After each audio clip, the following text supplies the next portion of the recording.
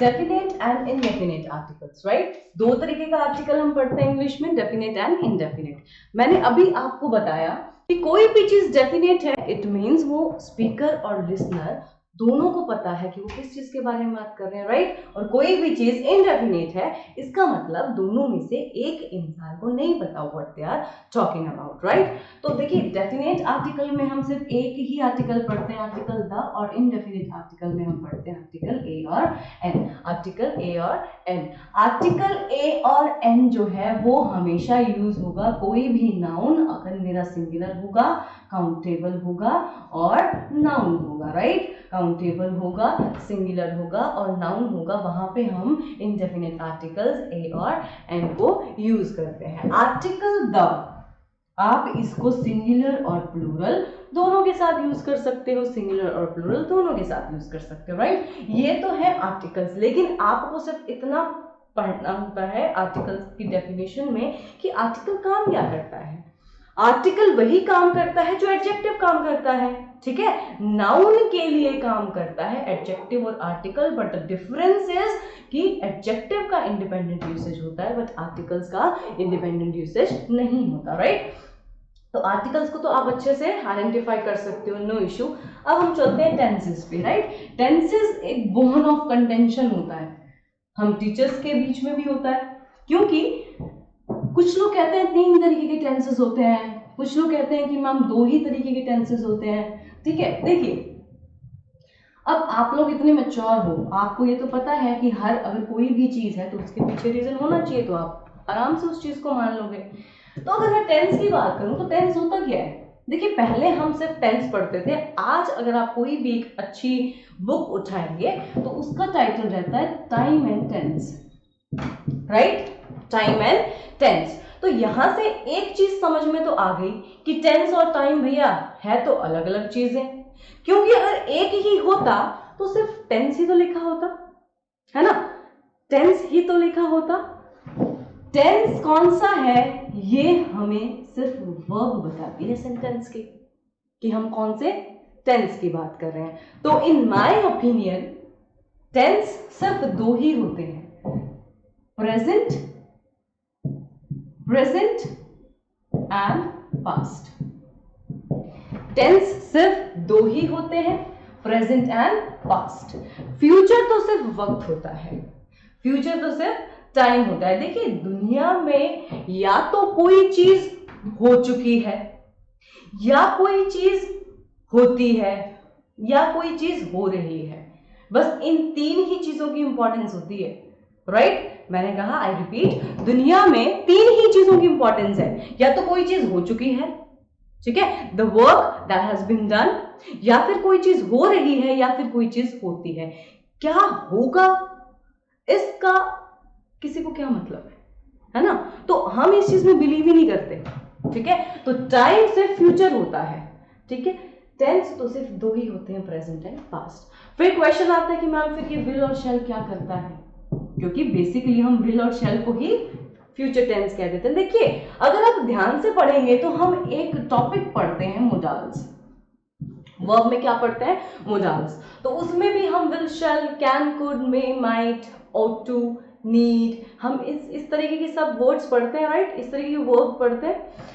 तो विल और शैल क्या काम करता है, अगर मैं आपसे पूछूं तो भाई जो हम सारे मोडाल्स के साथ जो भी कंसेप्ट्स हैं, हम उनके विल और शैल के साथ भी वही इंप्लीमेंट करते हैं। फॉर एग्जाम्पल, अगर मैं कहूं आई विल डू इट, और फिर मैंने कहा आई कैन डू इट, तो आप मुझे ये बताइए, विल और कैन के अलावा इसमें कोई डिफरेंस है, कोई वर्ब का डिफरेंस है, नहीं है ना। कोई सब्जेक्ट ऑब्जेक्ट का डिफरेंस है, नहीं। तो फिर आप इसको प्रेजेंट टेंस और इसको फ्यूचर टेंस क्यों कहते हो, मुझे तो ये बात समझ में ही नहीं आती।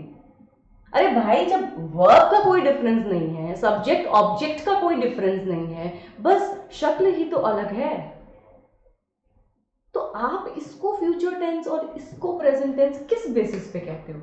आई रियली वॉन्ट टू नो, किस बेस पे आप कहते हो कि मैम ये फ्यूचर टेंस है, जस्ट बिकॉज ये मीनिंग दे रहा है कि ये काम मैं करूंगा,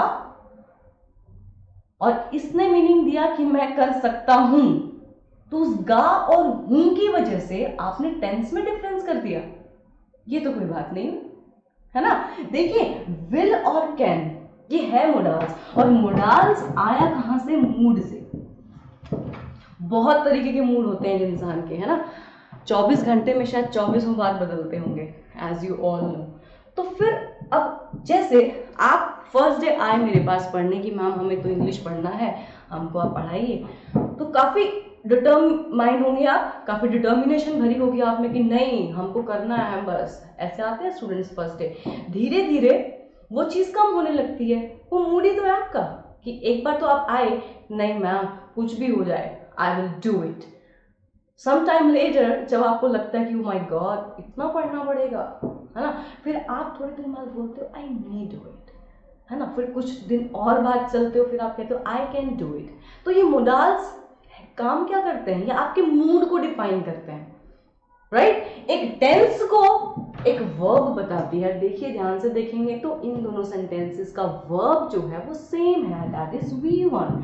तो मेरे हिसाब से V1 कहता है कि जहां पे भी मैं प्लेस किया गया हूं कोई सेकंड थॉट का जरूरत ही नहीं है, वो सिंपल प्रेजेंट टेंस है। कौन सा टेंस है, सिंपल प्रेजेंट टेंस, राइट। एक तो हमने यहां से पढ़ा कि भाई फ्यूचर तो टाइम होता है, टेंस तो होता ही नहीं है, क्योंकि जिस वर्ब को आप फ्यूचर की वर्ब कहते हो वो एक्चुअली में मोडाल है जो इंसान के मूड को दिखाता है। देखिए वर्ब की फर्स्ट फॉर्म, वर्ब की फर्स्ट फॉर्म, और हमें टेंस, अब मैंने लिखा कि टेंस को हमेशा एक वर्ब डिफाइन करती है। वर्ब V1 है, जहां पे भी V1 आता है वो आपका प्रेजेंट टेंस होता है। इतना तो पढ़ा ही आप लोगों ने, राइट।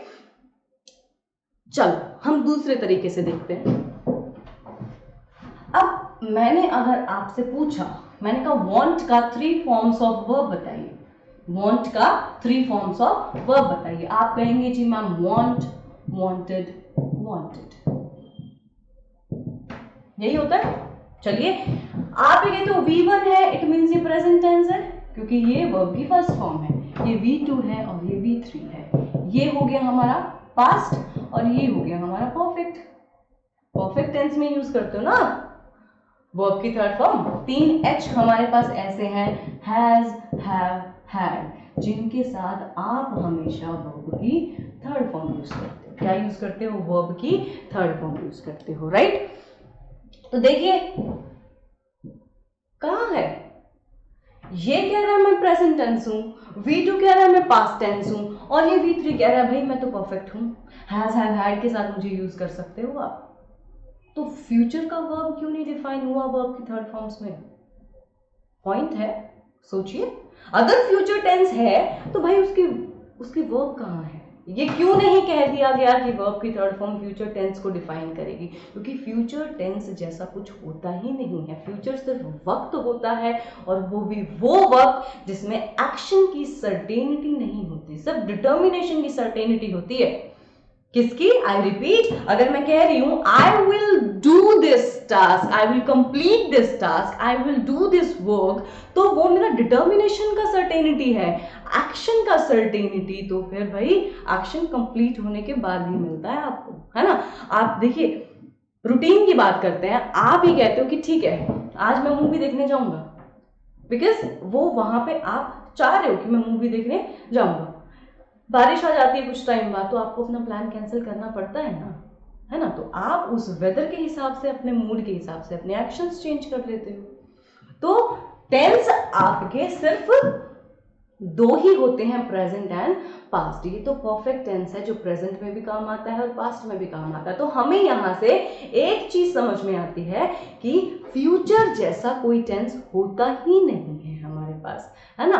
टाइम 3 हो सकता है, प्रेजेंट, पास्ट एंड फ्यूचर। अगर मैं इन टेंस दोनों सेंटेंसेस की बात करूं, मैंने कहा आई विल डू इट और फिर मैंने कहा आई कैन डू इट। तो देखिए सेंटेंस में अगर मैं सब्जेक्ट की बात करती हूं, चलिए एक बार फिर हम सब्जेक्ट और ऑब्जेक्ट को आइडेंटिफाई करेंगे इधर। मैंने कहा अगर मैं सेंटेंस में पूछती हूँ हु विल डू इट, जैसे ही मुझे हु का आंसर मिला आई, दैट मीन्स ये मेरे सेंटेंस का सब्जेक्ट होगा।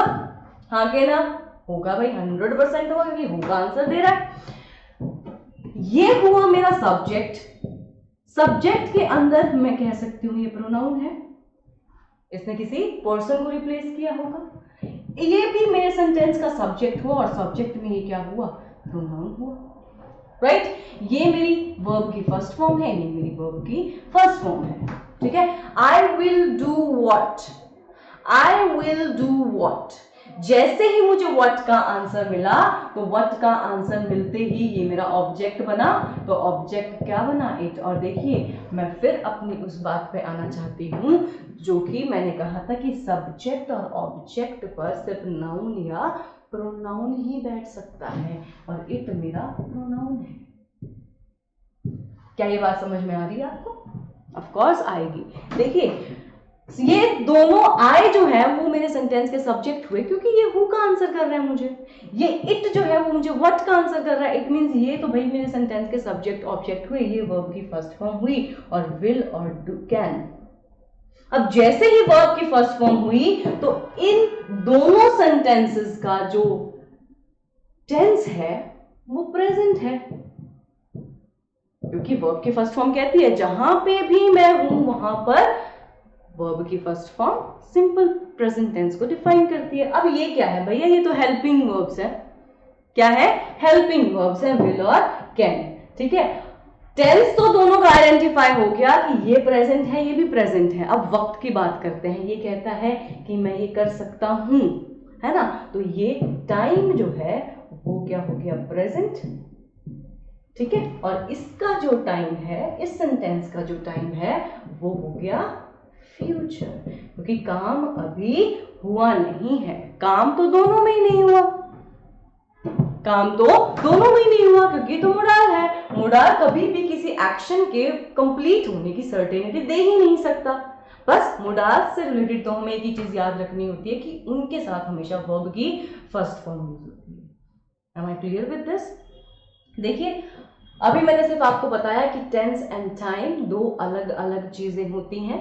टेंस सिर्फ हमारे पास दो ही तरीके के होते हैं, प्रेजेंट एंड पास्ट। तो वक्त हमारे पास तीन तरीके का होता है, present, past and future, right. I think मैंने बहुत अच्छे से आपको बहुत सारे प्रूफ दे दिए कि भाई फ्यूचर जैसा कोई टेंस होता ही नहीं, राइट। अब हम बात करते हैं एडवर्ब की। अभी सिर्फ मैं आपको आइडेंटिफाई करना सिखा रही हूँ, ठीक है। क्या सिखा रही हूं? सिर्फ आइडेंटिफाई करना कि भाई आपको पार्ट ऑफ स्पीच भी तो पहचानना आना चाहिए, राइट। तो अभी हमने बात की noun, pronoun, adjective, articles, tenses, right. अभी चलिए एक समरी तैयार कर लेते हैं हम। नाउन या pronoun, name of anything in this world, जिस भी चीज को हम उसके नाम से पहचानते हैं वो नाम हमारे लिए नाउन होता है। क्या होता है? नाउन होता है। प्रोनाउन, अब प्रोनाउन के अंदर नाउन रिटन है, इट मींस इसके अंदर नाउन का भी कुछ पोर्शन है। तो प्रोनाउन क्या करता है? बेसिकली प्रोनाउन एक नाउन की रिपीटिशन को रोकता है to make the content more attractive for a reader, right. फिर हमने कहा एडजेक्टिव, कोई भी चीज, अब हमने देखो इंटरेस्टिंग की बात की है, इंटरेस्टिंग नोवेल, अभी मैंने सेंटेंस लिखा था ना, एन इंटरेस्टिंग नोवेल। तो क्या आप ये इंटरेस्टिंग में आप किसी की विशेषता या फिर कोई मोटा है, पतला है, लंबा है, ऐसा कुछ नहीं हम बता रहे, फिर भी एडजेक्टिव है, क्योंकि इसने इस नोवेल के बारे में हमें एक एडिशनल इंफॉर्मेशन दी। तो कोई भी चीज जो हमें नाउन या प्रोनाउन के बारे में एडिशनल इंफॉर्मेशन देती है वो क्या होती है? एडजेक्टिव्स। क्या होती है? Whether it is in ING form, whether it is in natural form, right. फिर हमने बात की आर्टिकल्स की। तो बेसिकली एडजेक्टिव और आर्टिकल एक ही काम करता है, नाउन के लिए काम करता है, but the difference is adjective का अपना इंडिपेंडेंट यूसेज हो सकता है लेकिन आर्टिकल का अपना इंडिपेंडेंट यूसेज नहीं हो सकता, राइट। फिर हम आए अपने नेक्स्ट चैप्टर टेंस पे। तो मैंने आपको बताया कि टेंस सिर्फ दो ही तरीके के होते हैं, present and past.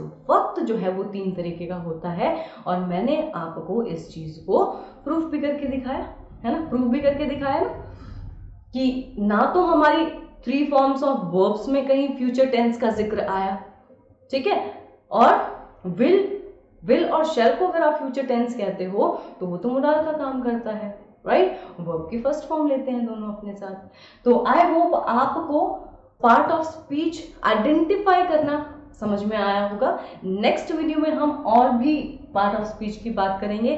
Till then practice करते रहिए। Have a good day. Thank you.